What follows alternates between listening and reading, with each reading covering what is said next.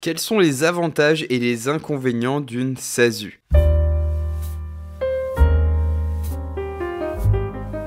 Bonjour à tous et bienvenue sur la chaîne Juris Business. Aujourd'hui, je vais vous présenter la SASU. C'est un modèle social, pour le coup, qui vous permet également d'entreprendre tout seul. C'est une personne morale que vous créez dans laquelle vous êtes l'associé unique. Pour que vous ayez un schéma vraiment plus clair de la situation, quand vous avez une SASU, si vous rajoutez des associés dans cette SASU, ça devient une SAS. Et si jamais vous avez l'ambition de créer un projet à plusieurs, c'est une forme sociale qui est très intéressante parce que vous pouvez démarrer tout seul et agrandir votre SASU en SAS. Quoi qu'il en soit, au niveau des avantages, déjà le premier, c'est la flexibilité du statut.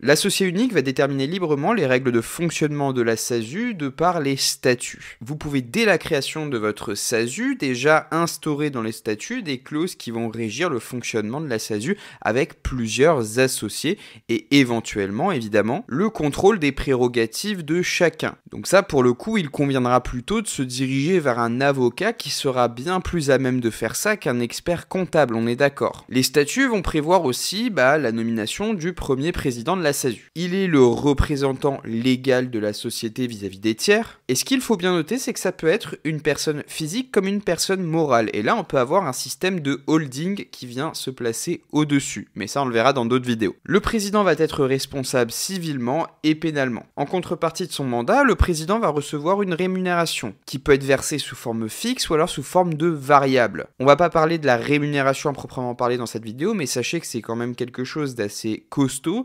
C'est-à-dire que vous pouvez soit être rémunéré, comme je vous l'ai dit, par un salaire, soit par un dividende qui est versé à la fin de l'exercice. Et pour le coup, il y a pas mal de subtilités, notamment au niveau de la fiscalité. Quoi qu'il en soit, les statuts vous permettent de fixer votre rémunération assez librement. Donc ça, c'est encore un avantage qui est lié à la flexibilité de la SASU. D'ailleurs, on a cet article L227-5 qui nous rappelle que les statuts fixent les conditions dans lesquelles la société est dirigée. Concrètement, l'associé unique, c'est le maître du jeu, il peut fixer librement la gestion de sa SASU. Donc ça, c'est très important, très intéressant. Ensuite, autre avantage, c'est que vous ne prenez pas énormément de risques en SASU. Pas de salaire égale pas de versement de charges sociales, donc ça c'est plutôt sympa. Et en plus de ça, votre responsabilité est limitée au montant des apports, c'est-à-dire que si jamais vous avez une problématique, que votre SASU coule entre guillemets, pour le coup votre responsabilité sera limitée au montant de vos apports. Donc si vous avez apporté par exemple 10 000 € à la société, ce sera tout ce que vous pourrez perdre, et pas plus. Si demain je suis en liquidation judiciaire et que mes créanciers décident de poursuivre ma SASU, ils ne pourront saisir que forcément les 10 000 € que j'ai apportés à ma SASU, puisque ma responsabilité en tant que gérant est limitée au montant de mes apports. Ils ne pourront pas me poursuivre sur mon patrimoine personnel. Autre avantage, la SASU c'est une structure qui est évolutive et qui vous permet d'accueillir des associés. Par exemple, lorsque vous créez une entreprise individuelle, vous ne pouvez pas accueillir des associés. Vous pouvez éventuellement prendre des salariés, mais vous ne pouvez pas accueillir des associés. Avec la SASU, c'est différent. La SASU va pouvoir se transformer en SAS dès lors qu'il y a plusieurs associés. Ça ne requiert pas forcément une modification statutaire. Par contre, il va falloir ouvrir le capital social. Donc ça veut dire que par exemple, mon capital social est de 10 000 € si je veux intégrer un associé et lui donner, 50% des actions. Il va falloir que celui-ci apporte 10 000 € de plus. J'ai 10 000, il a 10 000, on est à 50% tous les deux. Là, pour le coup, il faut être malin. Si vous voulez être l'associé majoritaire, il faut lui donner moins que la moitié. Il faut que dans votre SAS, vous soyez majoritaire. Si vous ne voulez pas augmenter le capital social, vous pouvez également faire une simple cession d'actions. C'est-à-dire que, par exemple, j'ai 10 000 actions qui valent 1 € chacune, donc mon capital social de 10 000 €.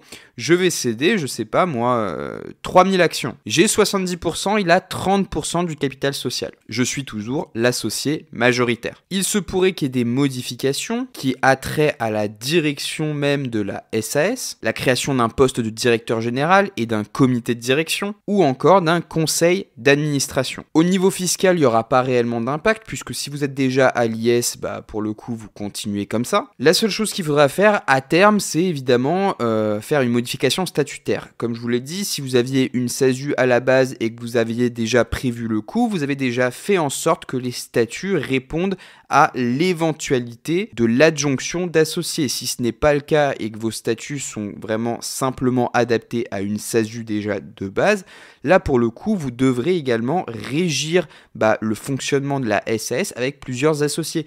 Et ça, vous n'aurez pas le choix que de faire une modification statutaire au long terme, surtout si vous voulez bien vous entendre avec vos associés et que vous voulez que tout soit clair entre vous. Et là, pour le coup, ce que je vous invite à faire, c'est à vous diriger vers un avocat qui fera toutes les modifications nécessaires pour que vous ayez une SAS qui répond à vos besoins réel. Notez bien que la SAS, c'est une société qui est très libre, mais cette liberté, justement, peut permettre des dérives et il y a pas mal de problématiques sur le terrain, notamment ce qui est du contentieux de l'exclusion dans la SAS. Veillez bien à vous faire accompagner par un professionnel du droit pour que toutes les éventualités soient prévues dans les statuts et que vous soyez évidemment avantagé dans votre société. Notamment déjà sur la base, celle d'être majoritaire si c'est votre SASU à la base. Là, on est d'accord, ne donnez pas 60% à votre associé qui vient d'arriver, on est complètement d'accord. Gardez-vous toujours le statut d'associé majoritaire, ça c'est indéniable. Maintenant, en ce qui est des inconvénients de la SASU, donc déjà il n'y a pas de lien de subordination, donc ça veut dire que vous êtes reconnu comme mandataire social et ce qui implique que vous n'avez pas de chômage si jamais vous n'avez plus d'emploi.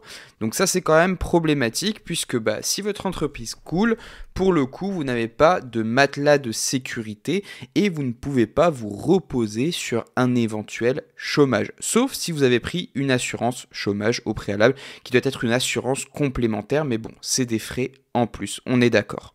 Ensuite, autre inconvénient de la SASU, c'est les frais de création. Donc là, c'est vrai que c'est un petit peu élevé. Si vous passez par un avocat entre toutes les frais, des formalités, etc., on va pas se mentir, le delta est assez large. Vous pouvez en avoir pour 200 € vraiment au minimum si vous avez fait ça sur un site d'expertise comptable, etc., qui vous fait ça, on va dire, rapidement et de manière peu onéreuse, ou alors vous pouvez en avoir pour entre 1200 et 1500 € si vous décidez de rédiger les statuts chez un avocat spécialisé qui va d'ores et déjà prendre en compte toutes les éventualités si jamais vous venez à adjoindre des associés à votre SASU pour la transformer à l'avenir en SAS. Alors pour le coup, c'est vrai que si jamais vous voulez être uniquement en SASU et ne pas changer de modèle pour passer en SAS à l'avenir, peut-être choisissez un modèle de création moins onéreux.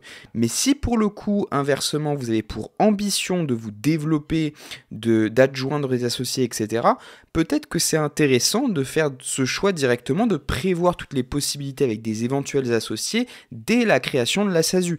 Après, c'est un frais que vous réglez dès la création, et pour le coup, c'est peut-être moins onéreux de le faire dès le début que de procéder directement à une modification statutaire par un avocat spécialisé en droit des affaires. Quoi qu'il en soit, j'espère que la vidéo vous a plu. Si c'est le cas, n'oubliez pas de vous abonner, de mettre un pouce bleu, et moi je vous retrouve dans les 2 vidéos qui s'affichent à l'écran.